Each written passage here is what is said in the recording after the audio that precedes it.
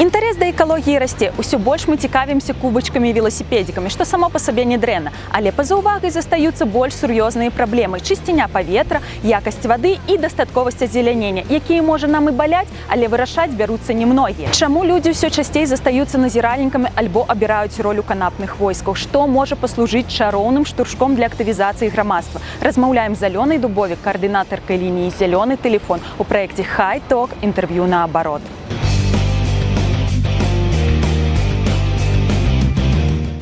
Скажи, будь ласка, 3 гады функцыянуе лінія «Зялёны тэлефон». Колькі за гэты час было да вас зваротаў? За 3 гады до нас звярталася каля 1500 чалавек звярнулася. А гэта былі толькі тэлефонныя званкі, альбо у вас ёсць нейкія іншыя каналы сувязі? Так, у нас ёсць Viber, Telegram, таксама мы прымаем лісты на электронную скрыню. Ну вось 1500 зваротаў, гэта дастаткова шмат. А ты можаш выдзеліць топ-5 такіх праблем, з якімі найчасцей людзі звяртаюцца да вас? Конечно, гэта ўсё проста. Часцей за ўсё звяртаюцца наконт зялёных насаджэнняў на любой тэрыторыі.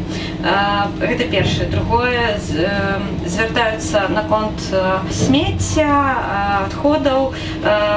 Пасля гэтага ідзе, напэўна, забруджванне водных тэрыторый, водных ресурсаў, потым забруджванне паветра. Звычайна таксама пытаюцца, што рабіць з жывёламі, то бок гэта праблема жывёлаў і птушак. Ну, вось такія, да. Ну так, топ-5 мы склалі. А скажи, будь ласка, вы працуеце па такой даволі цікавай схеме, я б назвала гэта канцэпцыя «Дапамажы сабе сам, а мы проста падкажам табе, як гэта зрабіць».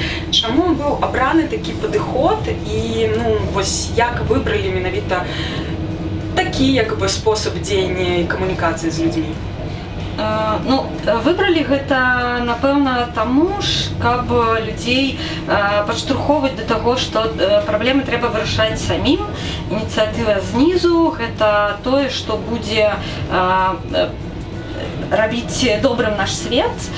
І, напэўна, гэта самая першая прычына, чаму людзі павінны працаваць самі, а не чакаць дапамогі ад іншых, асабліва ад государства. Ну, вось зноў жа вернемся да гэтай лічбы 1500, так? А скажы, калі ласка, колькі з гэтай колькасці зваротаў людзей былі гатовы самастойна брацца за вырашэнне праблемы і, да прыкладу, ну, як бы адказвалі так, я згодны, дапамажыце? Ну, трэба пралічыць тое, што з гэтых 1500 былі пытанні проста інфармацыйныя. Я думаю, што гэта недзе адсоткаў 30. З астатніх 70%, адсоткаў 20 людзей, якія хацелі вырашаць самі гэтыя праблемы і проста чакалі, што мы ім выдадзім нейкі алгарытм дзеяння.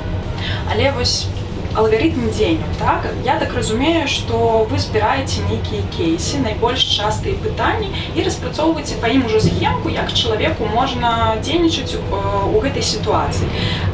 Я так разумею, што з гэтым вам дапамагаюць нейкія іншыя спецыялісты. З кім вы супрацоўнічаеце на лініі «Зялёны тэлефон»? Канешне, мы не самі распрацоўваем гэтыя простыя дзеянні. Звычайна ўсё залежыць, канешне, ад тыпу пытання, тыпу праблемы, з якой да нас звяртаюцца.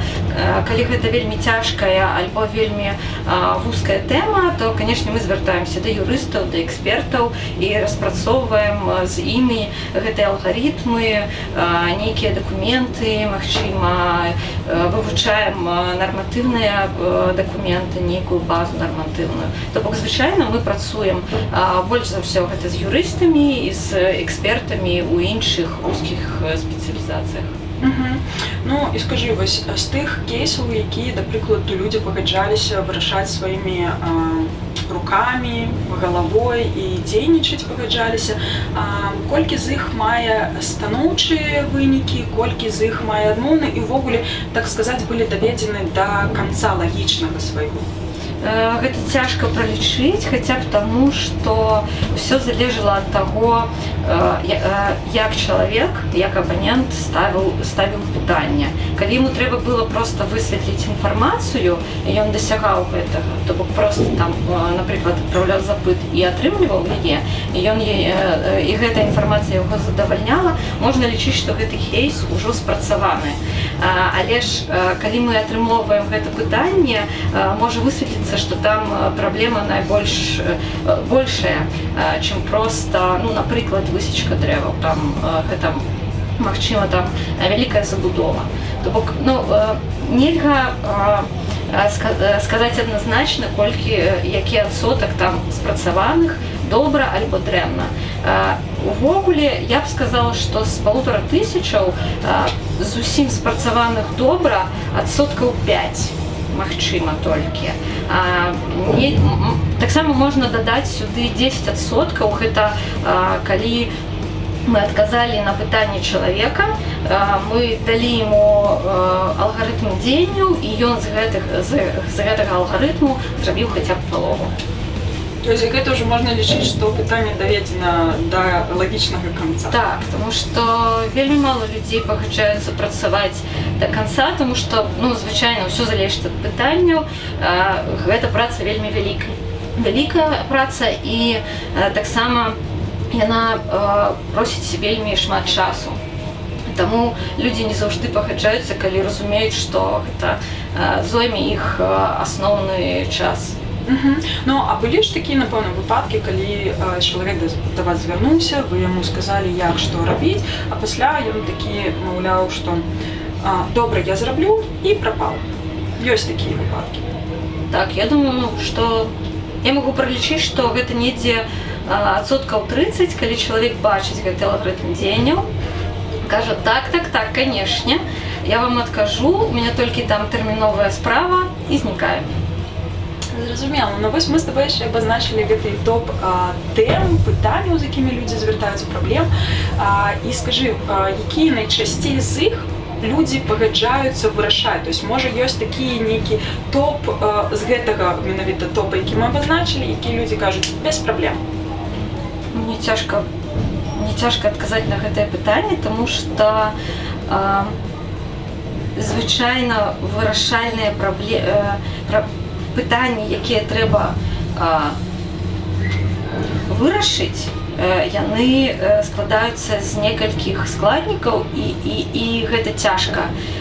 Гэта розны тэрмін працы, гэта праца з рознымі структурамі, гэта праца з інфармацыяй. Таму, калі, напрыклад, чалавеку проста трэба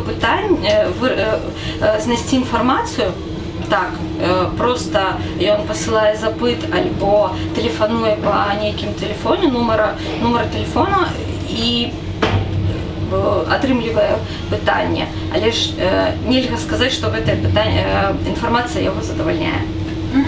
А скажы, вось, усё ж, напэўна, працэнт тых, хто адмаўляецца вырашаць праблему самастойна, ён больш. І вот што павінна адбыцца, каб сітуацыя змянілася? То есть гэта павінна змяніцца ўвогуле сістэма прыняцця рашэнняў, гэта павінна быць большая адкрытасць чыноўнікаў, альбо проста нарадзіцца новае пакаленне грамадства?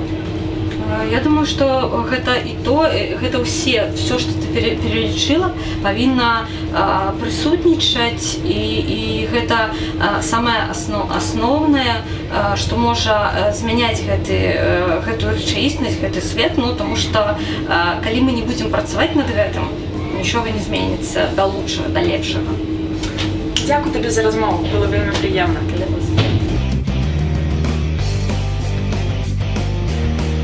Вырашэнне экалагічных праблем – гэта адказнасць кожнага з нас, кожнага чалавека, якога сапраўды штосьці хвалюе. Не перакладайце адказнасць на плечы іншых. Хрысціна Чарняўская, Александр Лібертат у праекце зялёнага партала «Хай-ток. Інтэрв'ю наабарот».